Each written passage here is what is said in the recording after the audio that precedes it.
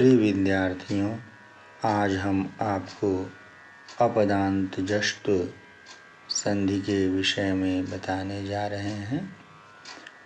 अपदांत का अर्थ है पद के अंत में जो न हो। तो जिस संधि में जष्ट पद के अंत में न होकर पद के भीतर होती है उसे अपदांत जष्ट संधि कहते हैं।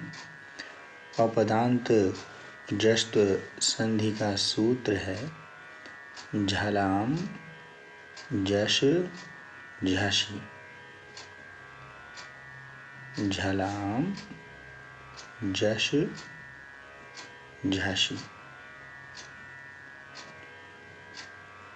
इस सूत्र का अर्थ है झलों, यहाँ झलाम में षष्ठी विभक्ति बहुवचन का प्रयोग है तो अर्थ होगा झलों का। झषि सप्तमी विभक्ति एक वचन का रूप है, इसलिए अर्थ होगा झष परे रहने पर जश हो। अर्थात यदि झल पद के अंत में न होकर पद के भीतर हों और झलों के पश्चात यदि झष प्रत्याहार का कोई वर्ण हो तो अपदांत झल के स्थान पर जश हो जाता है। झल से आशय है माहेश्वर सूत्र के अनुसार वर्गों के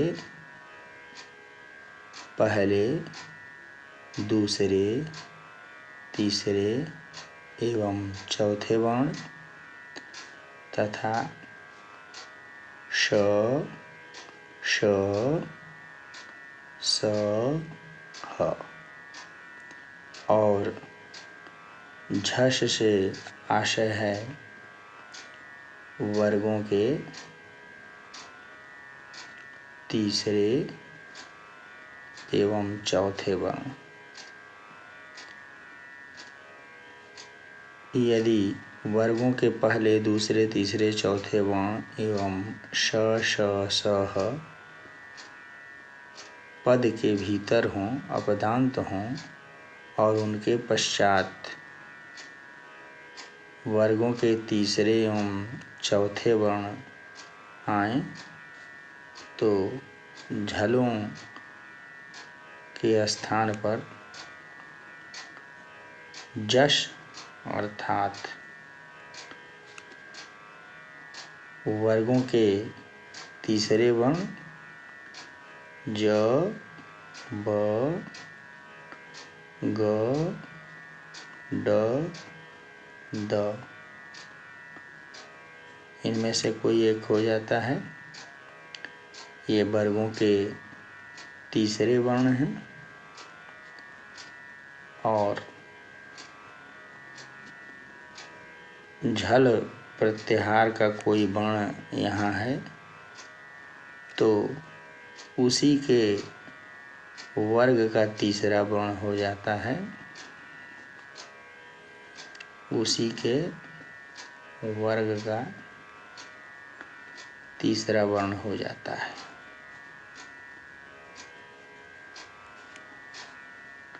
हम उदाहरण देखेंगे। उदाहरण के लिए दोघ,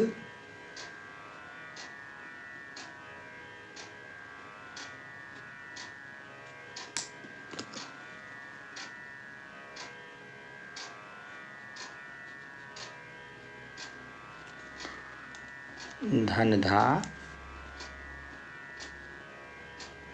यहाँ पर जो घ वर्ण है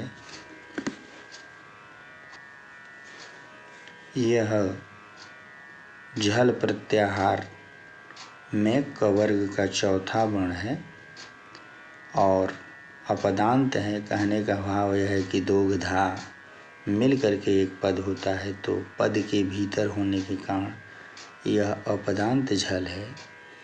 और यहाँ पर ध झष प्रत्याहार में त वर्ग का चौथा वर्ण है, तो तदनुसार यहाँ पर झष होगा। यहाँ पर झष होने पर इस घ को जश हो जाएगा। तो क वर्ग का यह चौथा वर्ण है, इसलिए क वर्ग के ही क वर्ग का तीसरा वर्ण जश में से क ख ग हो जाएगा।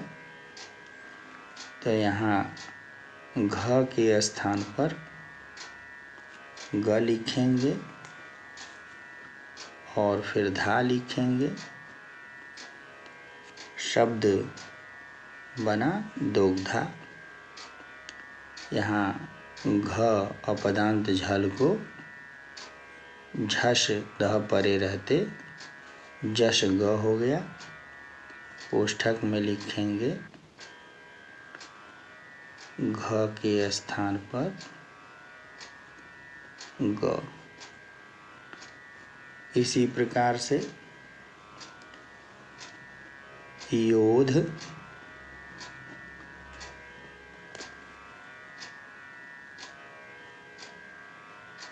धनधा,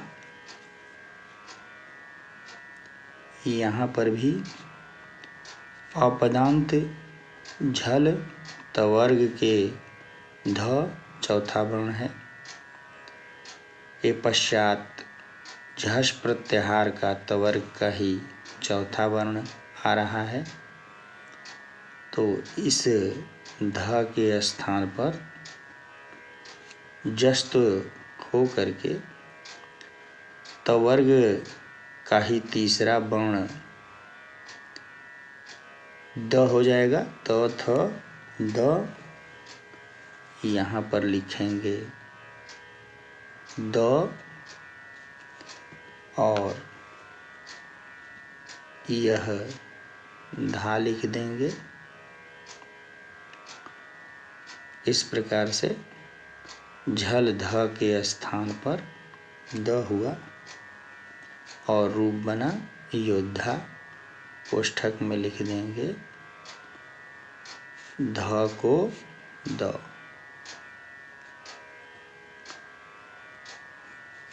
इसी प्रकार से अगला उदाहरण है आरभ धन।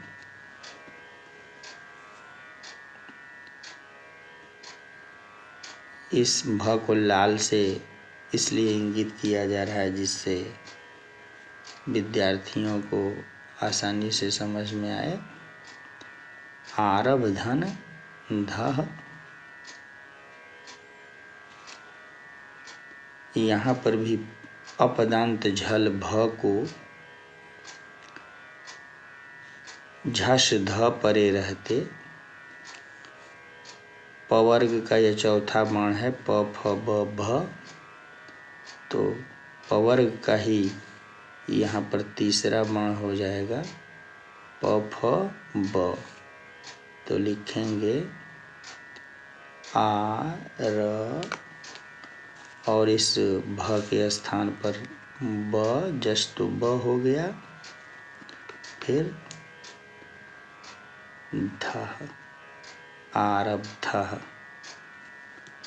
कोष्ठक में लिखेंगे भ के स्थान पर ब। इसी प्रकार से अगला उदाहरण दुघ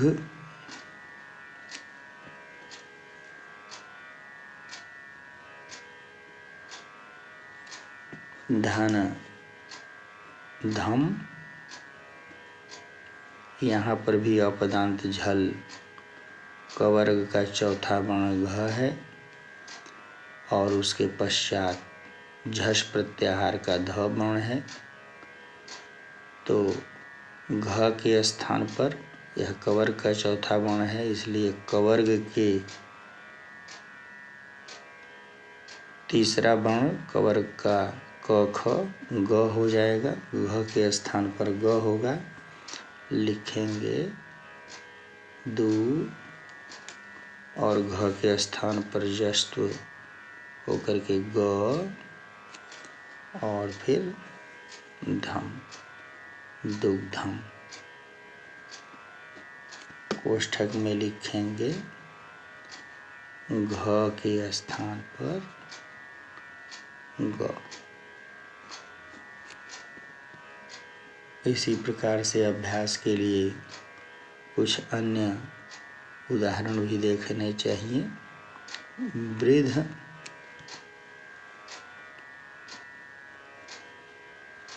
धन, धह, यहाँ पर भी ध अपदांत झल तवर्ग का चौथा वर्ण है और यहाँ झष प्रत्याहार में तवर्ग का ही चौथा वर्ण ध है।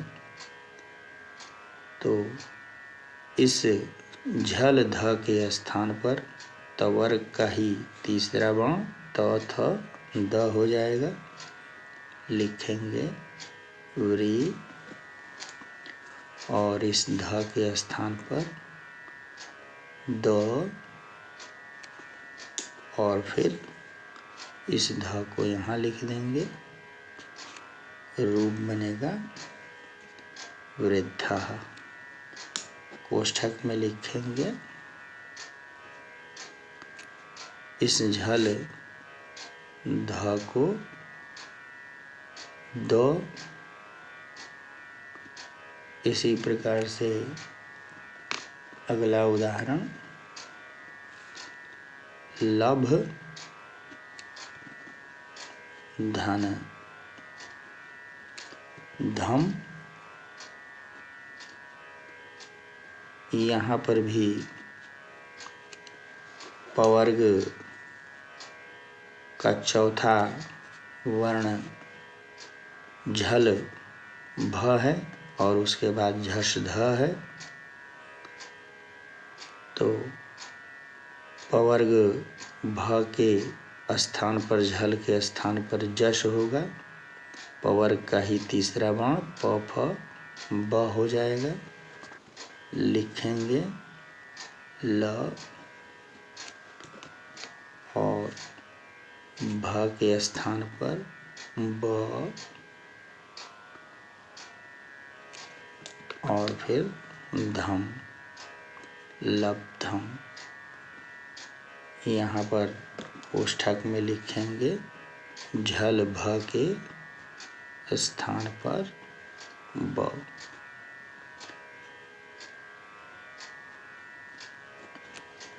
कुछ और उदाहरण परीक्षा की दृष्टि से अभ्यास कर लिए जाने चाहिए। सिद्ध, धन, धी, यहाँ पर भी अपदांत झल ध है और उसके पश्चात झष तवर्ग का ही ध चौथा वर्ण है। यहाँ पर अपदांत झल तवर्ग के ध के स्थान पर तवर्ग का ही तीसरा वर्ण द हो जाएगा, लिखेंगे सी और अपदांत झल ध के स्थान पर द और फिर ध और ह्रस्व ई, रूप बनेगा सिद्धि।